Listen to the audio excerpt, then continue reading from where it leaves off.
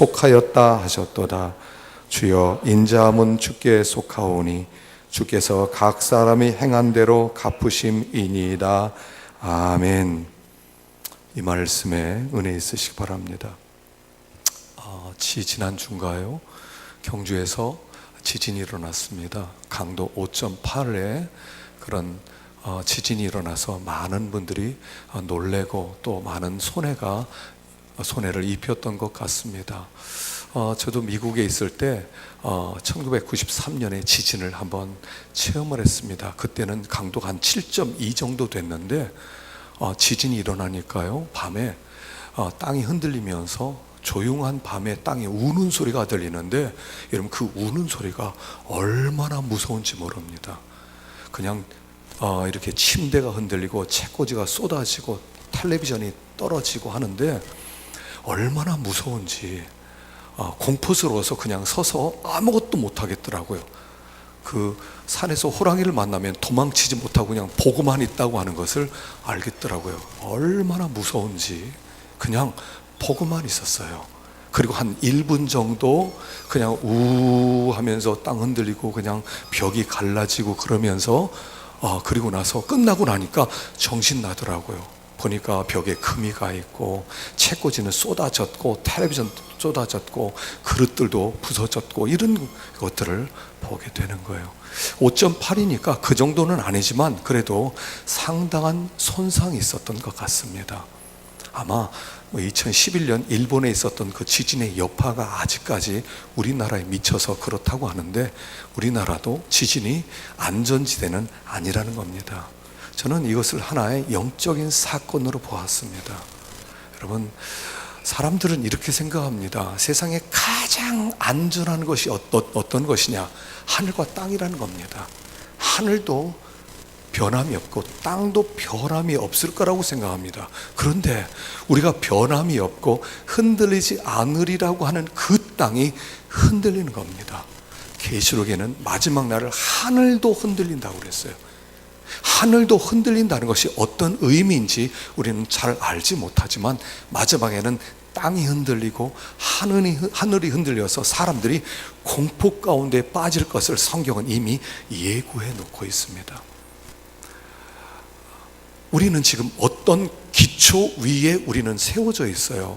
그리고 그 기초 위에 우리는 편안하다, 안전하다, 이 기초는 안전하겠지. 돈이 많은 사람은 돈이란 기초 위에 서서 나는 내가 가지고 있는 이 돈은 내가 일생 쓰더라도 나는 다 쓰지 못하고 죽을 거야. 나는 안심해. 그건 돈이란 기초가 있는 거예요. 또 어떤 사람은 명예란 기초가 있습니다. 내가 그동안 쌓아놓은 이 명예 위에 난 안전할 것이다. 또는 어떤 자기가 믿는 백이 있다면 그 백 위에 서서 이 백이 나를 지켜줄 것이다 라고 생각합니다. 그런데 오늘 성경은 모든 것이 다 요동한다는 거예요. 다 흔들린다는 거예요. 이 땅에 흔들리지 않을 것은 아무것도 없다는 거예요. 그래서 이 흔들리는 세상 속에서 흔들린다 그러면요, 얼마나 불안합니까? 여러분, 직장도요, 평생 직장 없어졌습니다. 건강 자신합니까? 건강도 흔들립니다. 물질도 흔들립니다. 이제는 다 흔들립니다. 이 세상에 우리가 생각했던 모든 것들은 싹 흔들립니다. 어떤 기초 위에 세워진 모든 것들은 언젠가 불안해하고 언젠가 두려워하게 되는 그런 날이 올 거라는 거예요. 오늘 본문은 그러면 어떤 사람이 흔들리지 않느냐 하는 말씀입니다. 자, 우리 1절을 한번 읽어보도록 하십시다. 1절 시작. 나의 영혼이 잠잠히 하나님만 바라며 나의 구원이 그에게서 나오는도다. 오직 그만이 나의 반석이시요 나의 구원이시요 나의 요새이시니 내가 크게 흔들리지 아니하리로다. 내가 크게 흔들리지 아니하리로다. 다윗이요, 흔들렸던 때가 있습니다. 처음에는 사울이 그를 죽이기 위해서 쫓아다녔을 때 그는 인생의 기초가 흔들리는 것을 느꼈어요. 나중에는 그가 왕으로 기름 부음 받은 자가 블레셋 땅으로 망명까지 할 만큼 그는 두려워서 흔들렸던 때가 있었습니다. 또 한 번 흔들렸어요. 그때가 언제냐면 아들이 반역을 일으켰을 때입니다. 아들이 쿠데타를 일으킵니다. 압살롬이라는 아들이 있었는데 이 아들이 그 아버지를 대항해서 아버지를 죽이겠다고 쫓아옵니다. 그러니까 이 아들이 쿠데타를 일으키니까 다윗이 믿었던 자기의 신하들, 그 훌륭했던 충신이라고 생각했던 사람들의 거의 대부분이 압살롬 편에 서는 겁니다. 깜짝 놀랐어요. 설마 이런 쿠데타 때 이 충신들이 그쪽 편에 서리라고 상상도 못했는데 다 그쪽 편에 서버리는 겁니다. 전쟁터에서 함께 동고동락을 함께 했던 그 군사들도 다 압살롬 편에 서버리는 겁니다. 얼마나 무서웠는지 신발도 신지 못하고 도망을 쳐야만 했던, 흔들렸던 때가 있는 거예요. 그는 그때 알았어요. 아, 권력 위에 쓴 인생도 흔들리는구나. 이스라엘 왕입니다. 누가 다윗에 대해서 감히 돌을 던지겠습니까? 누가 감히 다윗에게 반역을 일으키겠습니까? 그런데 아들이 반역을 일으키는 거예요. 아들이에요. 어떤 어떤 신하가 아니에요. 어떤 총했던 사람이 아니에요. 아들이 반역을 일으키는 거예요. 그가 사람이 흔들리는 모습을 봤어요. 아, 사람도 믿을 것이 아니구나. 내가 이 권력 위에 나는 흔들리지 아니라 했더니 이 권력도 흔들리는구나. 명예도 흔들리는구나. 다 흔들리는 거예요. 그리고 나서 그가 흔들리지 않은 것이 무엇이냐? 한 분이라는 거예요.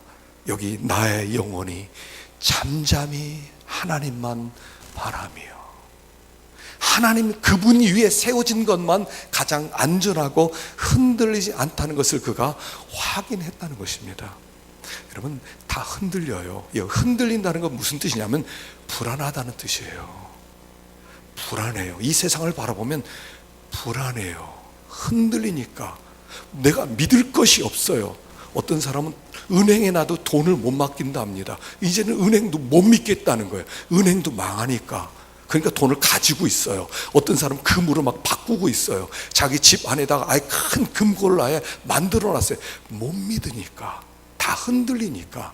그런데 다 흔들려. 어떤 것이든 다 흔들립니다. 그런데 하나님을 신뢰하는 사람, 그 사람만 흔들리지 않는다는 거예요. 내가 잠잠히 하나님만 바라며 나의 구원이 그에게서 나오는도다. 그래서 어떤 사람이 요동하지 않는가 하면 하나님을 신뢰하는 사람, 하나님을 믿는 사람, 그 사람만 모든 것이 흔들릴 때 흔들리지 않는 평안함을 누릴 수 있다는 거예요. 우리가 믿음을 갖는다 그랬을 때 무엇을 믿는다고 그랬습니까? 항상 믿음의 대상이라고 그랬죠. 믿음의 대상이신 창조주 하나님, 구원주 하나님, 그 하나님을 믿는 믿음, 그 믿음을 가진 자만이 흔들리지 않는 거예요. 믿음이에요, 믿음.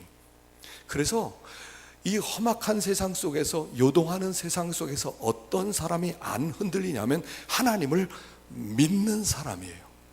여기에서 하나님을 아는 사람이라고 하는 게 아니에요. 믿는 사람이에요. 우리 인생의 문제는 사실 뭐냐면요, 믿음의 문제예요. 기독교는 뭐예요? 믿음의 문제예요. 믿는데도 안 되던데요? 믿는데도 하나님이 안 도와준대요? 아니에요. 안 믿으셨어요. 한번 생각해 보세요.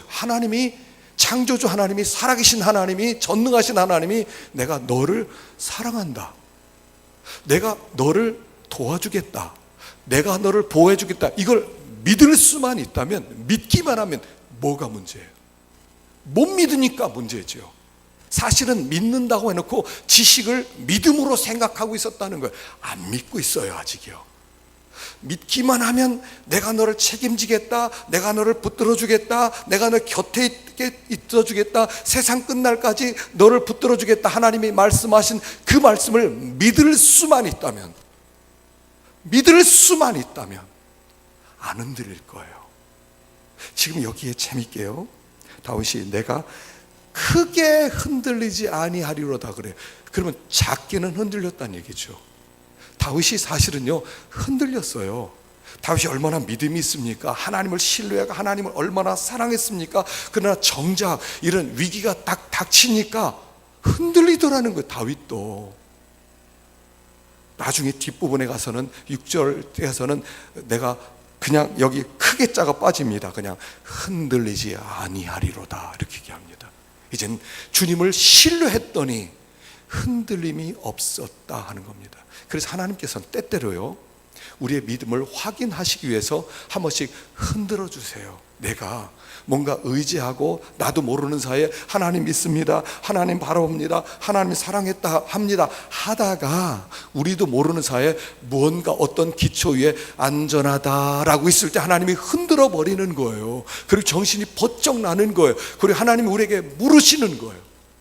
때때로요 하나님이 우리의 삶에 영적 지진을 허락하십니다. 지진을 허락하시면서 우리에게 믿는 거예요. 너 나 신뢰하니? 너 나 믿고 있어? 라고 물어보시는 거예요. 그리고 그분 얼굴을 싹 감추셔요. 숨어 계셔요. 하나님 어디 가셨지? 어디 안 계시나?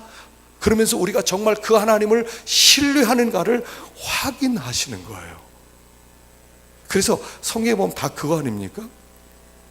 이스라엘 백성이 광야로 나왔어요. 앞에 홍해바다가 있고 뒤에 애굽 군대가 있습니다. 이제 아무데로 갈 곳이 없습니다. 곧 이어서 저 애굽 군대가 와서 자기들을 완전히 다 죽일 것입니다. 그리고 포로로 다시 끌려갈 것입니다. 그들은 너무 두렵습니다. 하나님이 물어보는 거예요. 너 나 믿을 수 있니? 그래서 두려워하지 말고 잠잠하라. 나를 믿는다면 두려워하지 말고 잠잠하라 하는 거예요. 하나님 다 이거 믿느냐를 물어보는 거예요. 게드온에게 너 군사를 일으켜라 그랬더니 군사를 일으켰더니 32,000명이 왔습니다. 원수는 13만 5천 명입니다. 13만 5천과 3만 2천은 게임이 안 됩니다. 고대 전쟁은 숫자 전쟁이잖아요. 인원이 많으면 이기는 거예요. 무조건 많아야 돼요. 그런데 3만 2천밖에 없어요. 근데 하나님이 야 사람 많어 보내. 무슨 뜻이겠어요? 너 나 믿어? 그러면 보내 이런 뜻이에요. 그 앞에 그 말이 생략되는 거. 너 나 믿을 수 있니? 그러면 보내 그러는 거예요. 그래서 기도원이 예 하고 3만 2천 명 중에서 두려워하는 자 가라 그랬더니 2만 2천 명이 가는 거예요. 10,000명이 남아요. 13대 1 이것도 게임 안 되잖아요. 내 주위에 13명이 내가 싸우면 이길 수 있습니까? 제가 싸워도 못 이기지요. 근데 하나님이 이것도 많아 더 보내. 너 나 진짜로 믿을 수 있어? 보내. 그리고 300명 남기는 거예요. 그 300명이 무슨 뜻입니까? 이런 뜻이에요. 하나님 우리는 당신을 믿습니다 이런 뜻이에요. 300명 남기고 하나님을 향해서 우리는 하나님을 믿습니다 이런 뜻이라고요. 300명이 정예부대였다는 뜻이 아니에요. 사람들이 정예부대 300명이 13만 5천 명이 있다 정예부대가 되자 웃기는 소리 하지 마세요. 성경은 그 얘기를 하는 게 아니에요. 우리는 당신을 믿습니다. 이 300명은 평범한 사람이었다고요. 하나님 우리에게 원하는 것은 너 나 믿어. 우리가 편안할 때는요 믿습니다. 그러면요 내가 주님을 바라보죠. 위기만 오십시오. 내가 주님만 바라봅니다. 여러분 그게 쉽게 되지를 않아요. 어떤 목사님이 그 어려운 일이 생겼답니다.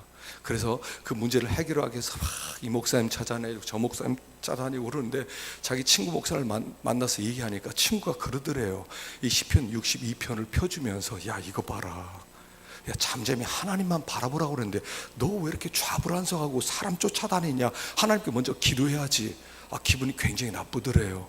왜냐하면 기도 안 하려고 그랬던 게 아닌데 기도하려고 그러는데 기도가 안 되는 거예요. 마음 가운데 불안함이 있으면 흔들리면요 어떤 데는 기도가 안 돼요. 그래서 알았다고 그러면서 기분 나쁘게 가서 내가 기도하라도 해야 되겠다 하고 딱 앉아있는데 기도가 안 되더래요. 근데 옛날에 어떤 생각이 하나 떠오르더래요. 자기 아내하고 아이 하나 있는데 딸아이 하나를 데리고 장애를 갔었답니다. 그런데 볼 일이 있어서 그 딸아이한테 아이스크림을 하나 사주고 그 옆에 벤치에 여기 앉아있어. 그리고 나서 일을 보러 갔대요. 한 30분이면 끝날 줄 알았는데 1시간쯤 걸려서 돌아오니까 딸이 없더래요. 깜짝 놀라서 이 시장 전체를 다 헤맸대요. 딸 이름을 부르면서 엎드려요. 딸을 잃어버렸구나, 큰일 났다 막 그리고 걱정하고 있는데 멀리서 딸아이가 자기를 보고 울면서 막 오더래요. 아빠 그러면서 오는데 마음 가운데 반가우면서도 화가 나더래요. 그러면서 소리를 지었대요. 얘야, 여기 있으라고 그랬잖아. 그때 성령이 딱 말씀하더래요. 내가 하고 싶은 말이야. 여기 있으라고 그랬잖아. 잠잠히 주님을 바라보라고 그랬잖아. 너 지금 뭐하고 다녀?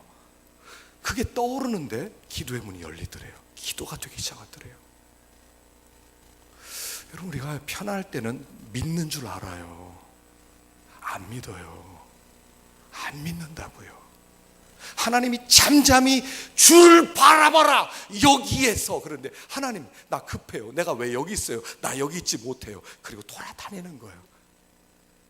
주님 우리를 찾으시는 거예요. 어떤 사람이에요? 하나님을 믿는 사람이에요. 하나님을 믿는 사람은 요동하지 않을 거예요. 여러분, 어떤 문제가 있어요? 그냥 하나님을 믿으셔요. 야이로가 딸을 고쳐달라고 그랬는데 딸이 죽었습니다. 그리고 사람들이 막 울리고 이제 끝났습니다. 그런데 예수님은 뭐라고 하십니까? 울지 마라. 믿기만 해라. 믿기만 해라. 오늘 이 흔들리는 이 불안한 세대 속에서 우리에게 진짜 필요한 것은 하나님을 믿는 믿음인 줄로 믿습니다. 믿음이에요. 주님을 믿으세요. 주님을 믿으십시오. 그러면 그 요동함이 멈추게 될 거예요. 주님께서 그때부터 일하는 것이 보이기 시작할 거예요. 잠잠히 여호와를 바라라. 자, 두 번째는 3절인데요. 우리 3절을 보십시다. 시작. 넘어지는 담과 흔들리는 울타리 같이 사람을 죽이려고 너희가 일제히 공격하기를 언제까지 하려느냐? 그들이 그를 그의 높은 자리에서 떨어뜨리기만 꾀하고 거짓을 즐겨하니 입으로는 축복이요 저주로다 셀라. 여기 사람은 어떤 특징이 있냐면 넘어지는 담과 같고 흔들리는 울타리 같이 연약한 존재예요. 우리가 사람을 보면, 우리 특별히 믿는 사람들은 참 연약하게 보여요. 예수를 믿는 사람들이 주님 앞에 나와서 은혜를 받고 보면 참 연약하게 보여요. 교회에서 그냥 순종하고 그냥 뭐 이렇게 봉사하고 그냥 교회 안 가면 큰일 나는 줄 알고 하나님께 예배를 드리는 이런 사람들 보면 참 넘어지는 담과 흔들리는 울타리처럼 별것도 아닌 것처럼 보여요. 그런데 그 성도들은 지금 높은 자리에 있는 사람들이라는 거예요. 여기 보니까 4절에 그들이 그를 그의 높은 자리에서 떨어뜨리기만을 꾀하고. 성도는요, 우리 참 연약해요. 그런데 우리가 이걸 알아야 돼요. 예수를 믿는다는 이 축복이 얼마나 엄청난 축복인가를 알아야 돼요. 하나님께서 수많은 사람 가운데 뽑아 놓은 거예요. 하나님께서 고르고 골라서. 어떻습니까? 여러분, 시장에 가서 하다못해 사과 10개 10,000원, 그러면 10개를 고르기 위해서 얼마나 좌우를 살핍니까? 그게 뽑아 가지고 온 것들 아닙니까? 하나님이 우리를 구원하기 위해서 뽑으신 거예요. 그래서 우리가 뽑힌 사람들이 여기에 앉아 있는 거예요. 예수 믿는 사람은 많지가 않습니다. 여러분, 어느 공동체가 아이들 학교 가면요, 거기서 예수 믿는 아이들 몇 명 되냐 물어보면요, 아이들이 30명 됐어도 예수 제대로 믿는 애 서너도 안 돼요. 그럼 아이들이 안 믿는 사람이 더 많아. 그렇지만 사실은 믿는 것이 더 특별하기 때문에 적을 수밖에 없어요. 군대 가도 마찬가지요. 야, 너 반에 어떻게 너희 부대 믿는 사람 있냐? 몇 명 안 돼. 종교 행사 그러면 한 서너밖에 안 나와. 그게 정상이에요. 안 믿는 사람이 많은 거예요. 믿는 사람은 뽑혔기 때문에 적은 거예요. 우리는 굉장히 높은 자리에 있는 사람이에요. 높은 자리에 있는데 겉으로 볼 때는 굉장히 허약해 보여요. 넘어지는 담처럼 흔들리는 울타리처럼 별것도 아닌 것처럼 보여요.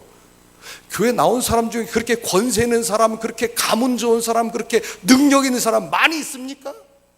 저 세상의 모든 것을 가진 사람 다 있어요. 하나님 앞에 나온 사람 별거 아닌 사람들만 나오는 것 같아요. 그냥 넘어뜨리면 넘어질 것 같아요.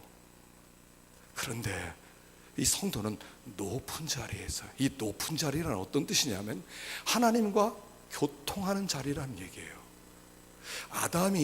아담과 하와가 에덴 동산에 있을 때 높은 자리에 있었어요. 하나님과 교통하는 자리에 있었어요. 성도는 높은 자리에 있는 거예요.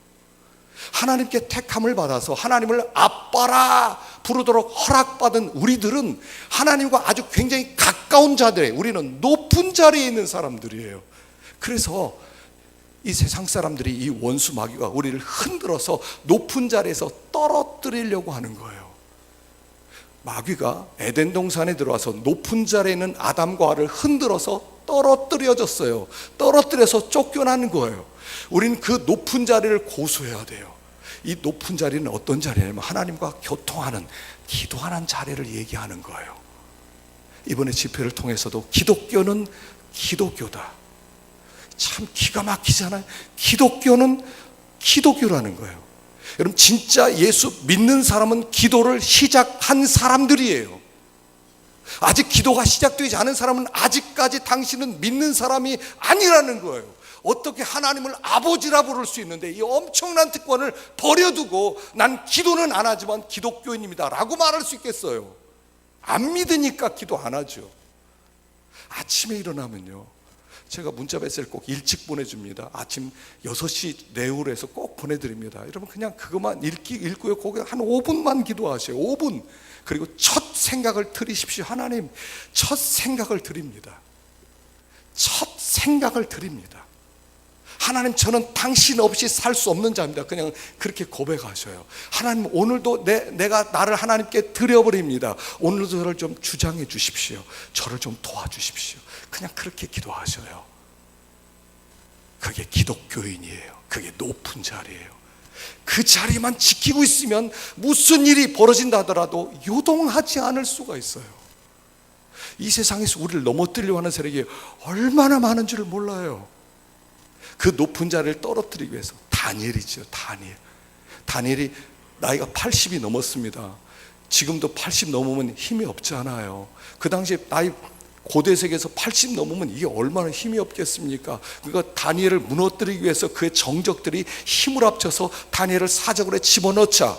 왜냐하면 흔들리는 그 울타리에 갖고 넘어지는 담처럼 연약해 보이잖아요. 그래서 사자굴에 던졌어요. 그랬더니 사자굴에서 살아나와요. 높은 자리에 있는 사람은 흔들리지 않는 거예요. 이 높은 자리를 우리는 지켜나가는 거예요. 우리가 이 세상에 자꾸 분별할 수 있어요. 높은 자리에서 하나님과 교통할 때 하나님이 뭔가를 가르쳐 줄 수 있지요. 하나님 우리를 인도할 수 있지요. 사울이 망한 이유를 여기 이렇게 설명합니다. 역대상 10장 13절 읽어봅시다. 시작. 사울이 죽은 것은 여호와께 범죄하였기 때문이라. 그가 여호와의 말씀을 지키지 아니하고 또 신접한 자에게 가르치기를 청하고 여호와께 묻지 아니하였으므로 여호와께서 그를 죽이시고 그 나라를 이새 아들 다윗에게 넘겨주셨더라. 여기 뭐라고 했어요? 여호와께 묻지 아니하여서 여호와께서 그를 죽이시고. 여호와가 죽이셨답니다. 그가 나중에 전쟁에 패배해가지고 칼 위에 엎드려서 자살했거든요. 그런데 이렇게 기록하고 있어요. 여호와께 묻지 아니하였으므로 여호와께서 그를 죽이셨다. 우리가 이 하나님께 묻는다는 거, 하나님께 묻고 하나님과 교통하고 하나님의 은혜를 힘입고 하나님의 가르침을 받는 것이 얼마나 중요한지 몰라요. 이 원수 마귀는 한 가지를 해요. 높은 자리에서 흔들어서 떨어뜨리는 거예요. 그래서 우리들로 하면 평범하게 만들어요. 삼손이 그러지 않습니까? 삼손이 얼마나 높은 자리에서 하나님과 교통하고 하나님의 능력을 힘입고 한 민족 블레셋을 완전히 꼼짝 못하게 만드는 그런 사사였는데 기도가 없어요. 그러니까 떨어지는 거예요. 눈이 뽑히는 거예요. 감옥에 들어가는 거예요. 여기 열왕기상 13장 16절을 한번 읽어보십시다. 시작. 대답하되 나는 그대와 함께 돌아가지도 못하겠고 그대와 함께 들어가지도 못하겠으며 내가 이곳에서 그대와 함께 떡도 먹지 아니하고 물도 마시지 아니하리니 이는 여호와의 말씀이 내게 이르시기를 내가 거기서 떡도 먹지 말고 물도 마시지 말며 또 내가 오던 길로 되돌아가지도 말라 하셨음이로다. 그가 그의 아들에게 이르되 나도 그대와 같은 선지자라. 천사가 여호와의 말씀으로 내게 이르기를 그를 내 집으로 데리고 돌아가서 그에게 떡을 먹이고 물을 마시게 하라 하셨으니라 하니 이는 그 사람을 속임이라. 어떤 하나님의 사람이 있었어요. 사명을 줍니다. 너 여로보암에게 가서 여로보암에게 하나님의 말씀으로 책망해라. 여로보암이란 왕은 남쪽 유다와 북쪽 이스라엘 나라가 나중에 둘로 찢어집니다. 그랬을 때 북쪽 첫 번째 왕 이름이 여로보암이었어요. 이 여로보암은 하나님을 무시하고 하나님의 말씀을 버리고 자기 마음대로 사는 사람이에요. 어느 날 여로보암이 제사장 레위 사람만 제사를 지낼 수 있는 그 제사를 자기가 막 드리고 있을 때 이 하나님의 사람이 왔습니다. 그리고 나서 책망을 합니다. 어떻게 이렇게 악한 일을 하느냐? 네가 무언데 감히 하나님 앞에 제사를 지내느냐? 앞으로 요시야라는 왕이 나타나서 이 나라를 새롭게 할 것이다. 그러면서 내 말이 사실이면 제단이 갈라질 것이다. 그러니까 그 말을 듣고 여로보암 왕이 화를 내면서 막 손짓을 합니다. 저놈을 붙잡아라. 그러는 사이에 손이 굳어버렸어요. 손이 움직여지지도 않고 손이 굽혀지지도 않아요. 그런 사이에 제단이 갈라지면서 제가 다 쏟아지는 거예요. 그러니까 그때 두려워해서 여로보암이 내가 잘못했으니까 나를 위해서 기도해 달라고 그럽니다. 그러니까 하나님의 사람이 기도를 해주니까 이 손이 부드럽게 되고요, 살아났어요. 그래서 이 왕이 그 하나님의 사람을 향해서 우리 왕궁으로 들어가서 당신 내가 극진히 대접하겠습니다. 우리 들어갑시다. 그러니까 하나님이 들어가서 떡도 먹지 말고 물도 마시지 말라고 했습니다. 난 바로 돌아가야 됩니다. 그리고 바로 떠났습니다. 그 이야기를 어떤 늙은 선지자가 들었어요. 이런 일이 있었어요. 그러니까 이 늙은 선지자가 그러냐고 그러면서 어디로 갔냐고. 그래서 젊은 선지자의 뒤를 따라갑니다. 젊은 선지자가 상수리 나무 아래서 쉬고 있어요. 거기에 찾아가서 우리 집에서 하루 쉬고 가십시오. 떡도 먹고 물도 좀 마시고 가십시오. 그러니까 이 이야기를 하는 거예요. 하나님이 그 땅에 들어가서 떡도 먹지 말고 물도 마시지 말라고 그래서 난 갈 수 없습니다. 난 갈 겁니다. 그러니까 이 늙은 선지자가 이렇게 거짓말을 하는 거예요. 천사가 나에게 나타났는데 저 젊은 선지자가 그런 이야기를 들었을 것이다. 그런데 가서 떡도 주고 물도 마시게 하라고 나를 보냈다고 거짓말을 쳐요. 그러니까 젊은 선지자가 그래요? 하나님 당신에게 나타났어요? 그러니 들어가서 이 늙은 선지자 집에서 떡을 먹고 물을 마시고 있어요. 그때 늙은 선지자에게 하나님의 신이 임하는 거예요. 그리고 젊은 선지자를 책망하는 거예요. 어찌하여 네가 여기서 떡도 먹지 말고 물도 마시지 말라고 그랬는데 거짓말을 듣고 네가 여기서 왜 떡을 먹고 있느냐? 너는 열주의 묘실에 들어가지 못할 것이다. 그 이야기를 듣고 떡을 먹고 떠나는데 보니까 떠나자마자 사자가 어디서 나타나는지 이 젊은 선지자를 물어 뜯어 죽였다는 얘기예요. 이게 높은 자리에서 떨어뜨리려고 하는 마귀의 전략이란 말이에요. 우리는 분별하지 않으면, 하나님께 매 순간순간 묻지 아니하면, 하나님의 지혜를 구하지 아니하면 우리는 그 높은 자리에서 떨어져서 우리는 흔들릴 수밖에 없는 우리가 된다는 얘기를 하는 거예요. 지금 여러분, 이 시대를 분별해야 돼요. 여러분, 우리는 굉장히 편안한 시대를 살아갑니다. 우리는 어떤 시대보다 우리 조상들이 살았던 어떤 시대보다 우리는 최고로 발전된 문명 속에서 가장 배부른 시대를 보냅니다. 그러나 가장 혼란스러운 시대를 또한 만났다는 거예요. 가장 불안한 시대를 살아간다는 거예요. 하나님이 우리를 높은 자리에 세웠으면 그 높은 자리에서 하나님과 교통하고 하나님을 만나고 하나님을 붙들고 하나님을 의지하고 하나님 당신 없이는 살 수 없습니다. 당신의 지혜로만 살 수 있습니다. 해야지. 분별하지 못하면 마귀가 끈 대로 끌려가는 거예요. 거짓말이 난 거예요. 분별력이 사라졌어요. 다 흔들리는 거예요. 흔들리지 않기 위해서는 높은 자리에서 하나님과 그 교통이 끊어지지 아니하여야 된다. 여러분, 기도를 어렵게 생각하지 마세요. 꼭 교회 나와야 기도가 된다고 생각하지 마세요. 있는 자리에서 항상 주님을 생각하셔요.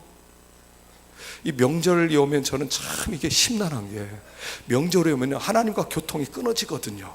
어디 적어도 처갓집에는 갔다 와야 되고 이렇게 친척집에는 갔다 와야 되잖아요. 그러면 마음이 흐트러질까 봐 얼마나 조심스러운지 몰라요. 야, 이게 내가 이번에 마음이 흐트러지면 안 되는데, 이 사건 속에서 하나님과 교통이 끊어지면 난 그야말로 죽는 건데 정신 똑바로 차려야 되지. 여러분, 그리고 막 정신 차리고 가더라도 마음이 흔들려 버리는 거예요. 여러분, 이 세상은요, 우리를 높은 자리에서 떨어뜨려서 우리를 평범하게 만드는 거예요. 정신 차려야 돼요. 자, 세 번째는요, 우리 9절을 보십시다. 자, 9절 시작. 아, 슬프도다. 사람은 입김이며 인생은 속임수이니 저울에 달면 그들은 입김보다 가벼우리로다. 포악을 의지하지 말며 탈취한 것으로 허망해지지 말며 재물이 늘어도 거기에 마음을 두지 말지어다.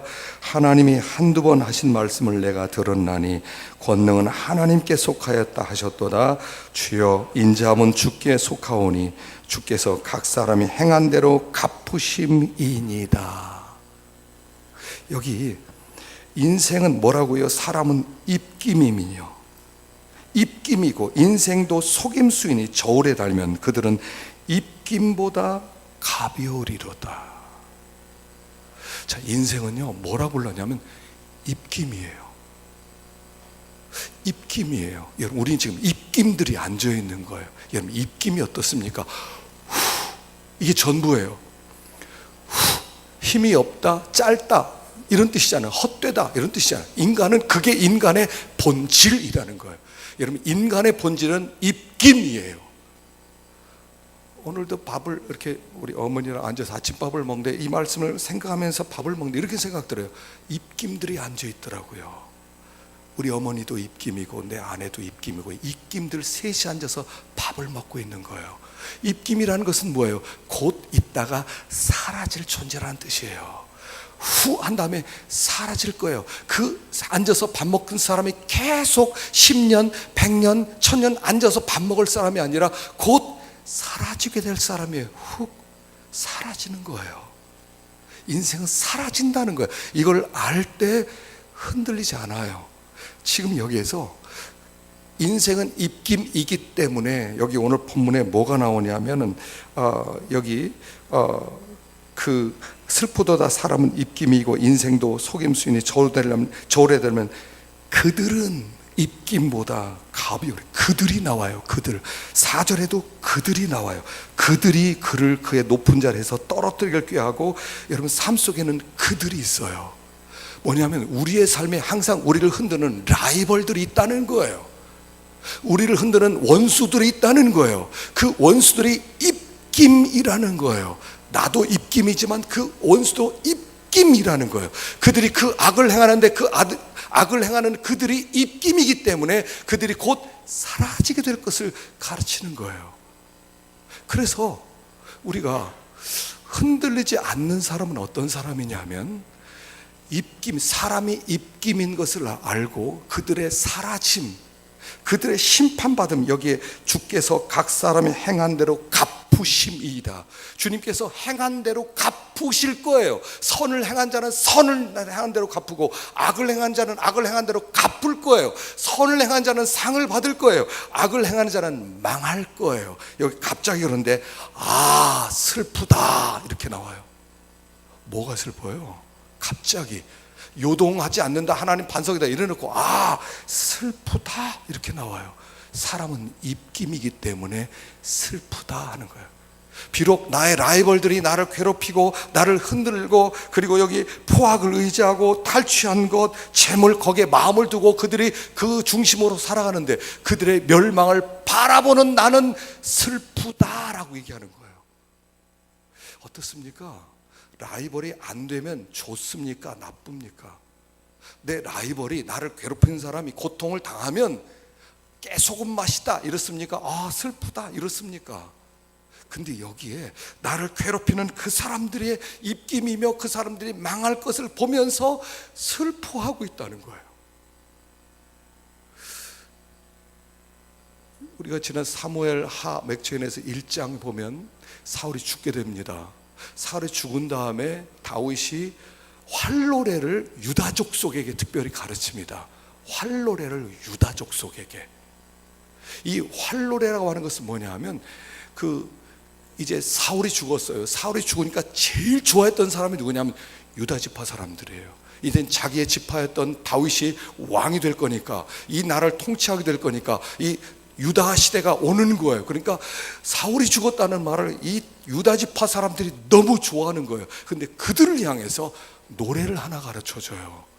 야, 사울이 죽은 것 때문에 너희들 기뻐하지 마라. 사울이 죽은 것은 하나님이 영광이 지금 땅에 떨어진 것이다. 지금은 슬퍼해야 될 때다. 그랬더니 유다 지파 사람들이 우리는 슬픔이 슬퍼하지 않는데 우리 마음에 기쁨이 있습니다. 잘 되신 거 아닙니까? 저 사울왕이 죽었으니까. 아니다, 사울이 죽은 것을 너희들이 슬퍼해야 된다. 그리고 노래를 만들었어요. 그게 가르쳐 준 게 활노래예요. 활노래. 활이라고 하는 것은 뭐냐면, 활 쏘는 것은 배워야 됩니다. 전쟁터에 나가서 활로 사람 죽여야 되기 때문에 활은 쉽게 배울 수 있는 게 아닙니다.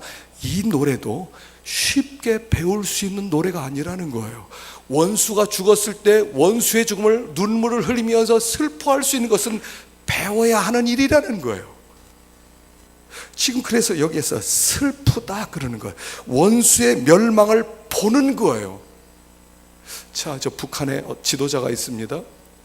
이번에도 이렇게 이제 이렇게 또 실험을 또 했습니다. 그런데 한쪽으로는 저 북한에서는 함경도에서는 지금 수해가 나가서 굉장히 수백 명이 죽었고 거기서 굉장히 고통을 당하고 먹을 것이 없대요. 도와달라고 하는데 아무도 안 도와줘요. 안 도와주는 게 당연하죠. 돈이 있으면 핵 실험할 그 돈이면 먹을 거 충분히 다 하고 그들 살릴 수 있는데 안 하고 그거 했으니까 당연하죠. 근데 우리 이걸 봐야 돼요. 여러분 어떻습니까? 저는 지금 정치 얘기하는 게 아닙니다. 전 정치를 제일 싫어하는 사람입니다. 그런데 적어도 이게 보이지 않아요? 핵 실험을 하고, 저 나이가 30대입니다. 이게 뭐 어린애지 않아요? 30대면 뭐 경험을 합니까? 뭐를 합니까? 아무것도 모르는 나이가 막 하고 싶은 거 막 하는 겁니다. 보이지 않습니까? 멸망이 보이지 않아요? 저는 보니까 몇 년 남았을까? 그 사건이 있을 때마다 불안하다, 폭발, 이게 아니에요.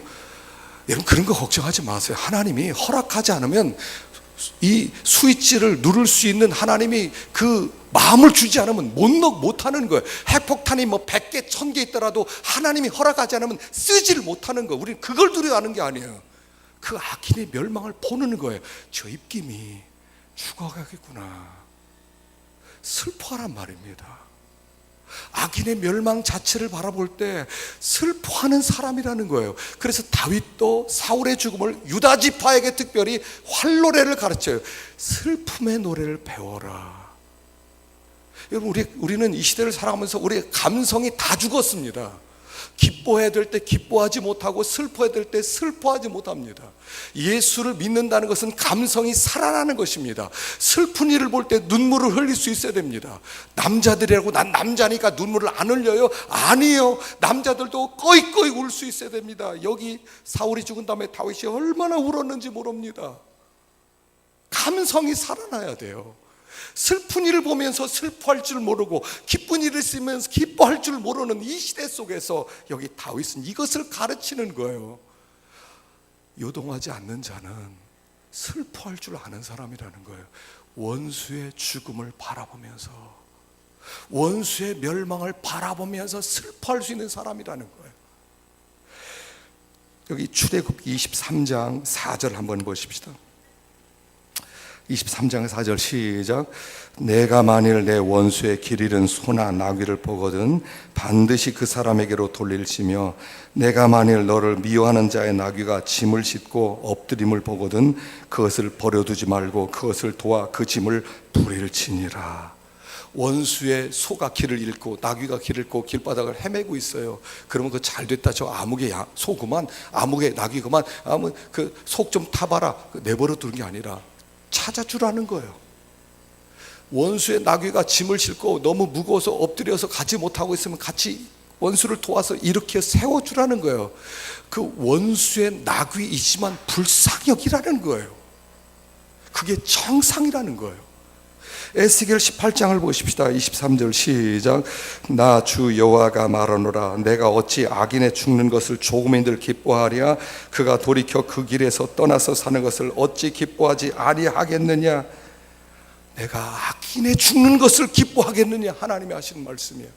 너희들이 볼 때 너희의 라이벌이 죽고 너희가 원수가 안 됐으니까 그거 진짜 잘 됐다 할지 모르지만 나는 그걸 기뻐하지 않는다. 그런데 네가 그걸 기뻐해? 안 된다는 거예요. 흔들리지 않는 사람은 이런 사람이에요. 슬퍼할 때 슬퍼할 줄 아는 거예요. 악인의 멸망을 눈으로 보는 거예요. 저렇게 살다가 저렇게 악을 행하다가 저 사람 저렇게 돈밖에 모르다가 저렇게 물질밖에 못하다가 저 망하겠구나. 그 사람이 망하는 모습이 보이는 거예요. 그리고 슬퍼하는 거예요. 아, 슬프다. 이 사람이 요동하지 않는 사람이에요. 진짜 요동하지 않는 사람. 감성이 살아나야 돼요. 감성이 살아나야 돼요. 제가 말은 못했어요. 우리 몇 해 전에 세월호 사건이 있었잖아요.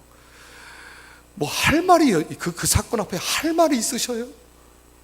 그 고등학생들이 그 어른들이 자기들을 살려줄 거라고 믿고 그 죽어가는 그 선실 속에서 밑으로 들어갈 때 그걸 보는, 저는 그 사건을 이렇게 생각했어요.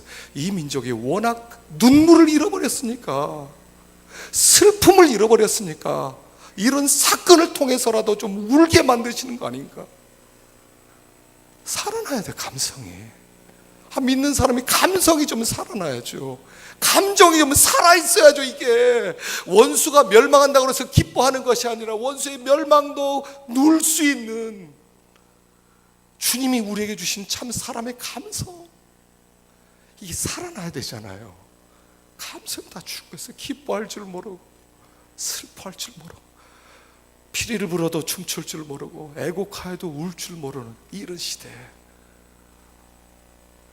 요동하지 않는 사람이란 감성이 살아있는 사람이라는 거예요. 울 수 있는 사람이라는 거예요.